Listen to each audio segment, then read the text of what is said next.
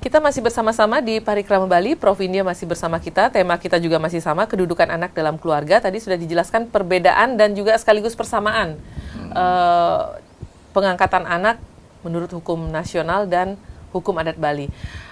Kita lanjutkan aja ya Prof ya? Silakan. Tadi setelah dari penjelasan yang Prof sampaikan tadi, juga penjelasan sebelumnya dari Pak Gede Pak Permana juga, ada hal yang ingin saya tanyakan Prof. Mungkin ada kelewatan sedikit nih.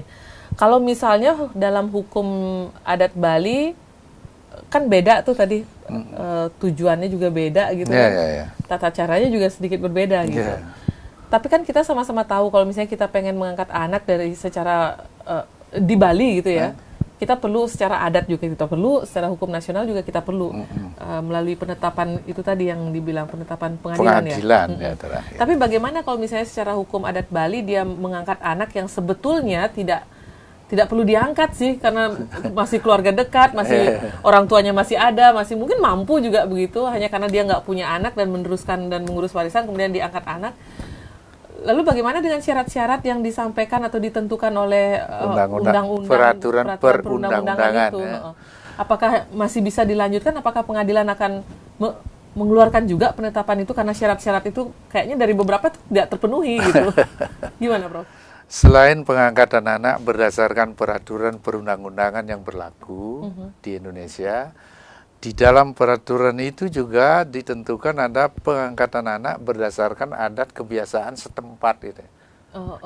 Jadi memang ada ruang untuk melakukan pengangkatan anak sesuai dengan adat kebiasaan setempat. Sesudah itu endingnya diharapkan juga ketemu dengan hukum nasional. Dalam arti tata cara pengangkatan anak, tujuan pengangkatan anak dan lain sebagainya dilaksanakan berdasarkan adat kebiasaan setempat, dan terakhir dilanjutkan dengan penetapan pengadilan dengan harapan untuk terciptanya kepastian hukum bagi anak yang diangkat. Hal ini juga sekaligus untuk mengantisipasi berbagai kemungkinan permasalahan di kemudian hari, terutama untuk menjelaskan atau menjawab pertanyaan apakah anak ini termasuk anak pikat, anak upo piro atau anak asuh, dan anak angkat. Dengan adanya penetapan pengadilan sesudah melewati tata cara pengangkatan anak sesuai dengan adat kebiasaan setempat, maka persoalan keraguan-raguan antara anak angkatkah, anak upopire, atau anak pikat, atau anak banuduk, nak karohan itu akan terjawab. Gitu. Dalam hubungannya dengan permasalahan sekitar pengangkatan anak itu banyak sekali ditemui persoalan seperti ini.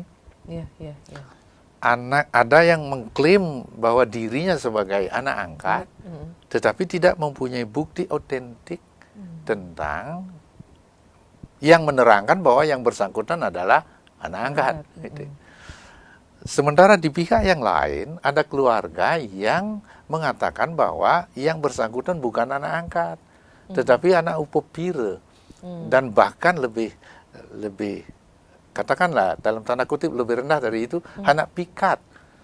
Tetapi sudah bertempat tinggal kasuen-suen di tempat si orang tua angkat ini. Iya, gitu, sehingga ini jadi kabur gitu ya, tidak jelas gitu. Makanya walaupun pengangkatan anak itu dilakukan berdasarkan adat kebiasaan setempat, itu pada akhirnya tetap juga harus diperkuat dan didukung oleh putusan pengadilan sesuai dengan yang dikehendaki hukum nasional.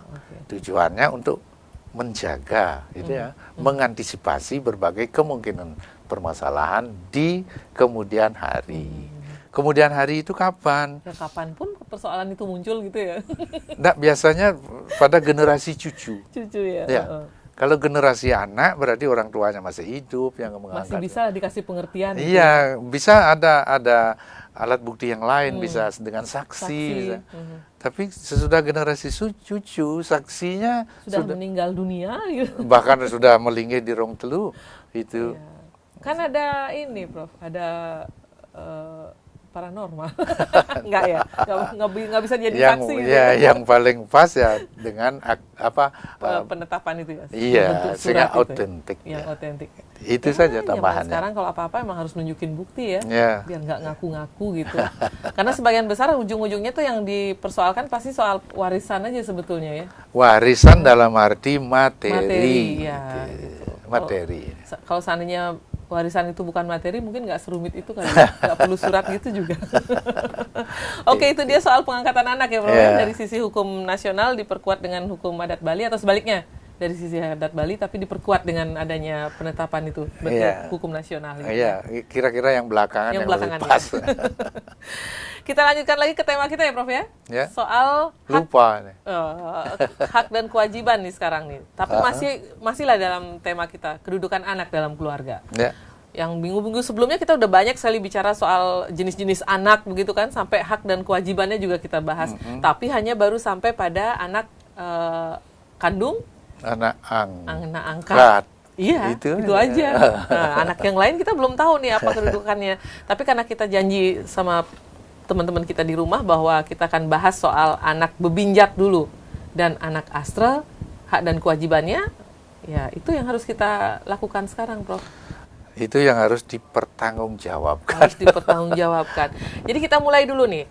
Sebelum kita bicara soal hak dan kewajiban dari anak astra dan anak bebinjat itu, kita ulang lagi nih. Apa yang dimaksud dengan anak astra dan anak bebinjat itu, Prof? Ya, benar seperti disinggung bahwa ini pengulangan karena sudah masalah pengertian sudah pernah dijelaskan waktu kita membahas pengertian semua anak kan. Tetapi penting untuk mengingatkan itu, bahwa anak astra dan anak bebinjat itu dalam bahasa undang-undang perkawinan itu disebut anak luar kawin. Anak yang luar dihasilkan dari di luar perkawinan yang sah gitu ya. Iya, anak luar kawin ya anak yang lahir di luar perkawinan yang sah gitu ya. Perkawinan yang sah itu seperti apa ya nantilah itu. Gitu. Yang menurut undang-undang lah. Undang-undang. Kalau anak astra itu orang tua biologisnya diketahui, anaknya sendiri mengetahui, ibunya mengetahui, keluarganya mengetahui, bahkan masyarakat di sekitar rata-rata tahu gitu. Iya, di sekitar tempatnya berdomisili tahu. Gitu. Tetapi anak itu tidak diakui sebagai anak. Gitu. Ini soal bapaknya ya sebetulnya ya. Iya. Bapak dari anak yang bersangkutan. Jadi kalau anak astra itu bapaknya diketahui lah ya. Bapak biologisnya diketahui, kemudian keluarganya juga tahu sebetulnya semua. Bahkan masyarakat juga tahu, cuman tidak diakui. Tidak diakui karena sesuatu hal. Gitu. Tidak diakui dalam artian tidak dianggap sebagai anak. Gitu. Apa buktinya? Bukti namanya berbeda dengan nama orang tuanya. Gitu. Oke, kita bicara hak dan kewajiban nanti ya, setelah jeda sebentar. Kita istirahat dulu. Saudara, jangan kemana-mana, nanti kita akan lanjutkan lagi tentang hak dan kewajiban dari anak astra dan bebinjat ini, karena sudah disampaikan apa pengertiannya gitu ya. Kami segera kembali.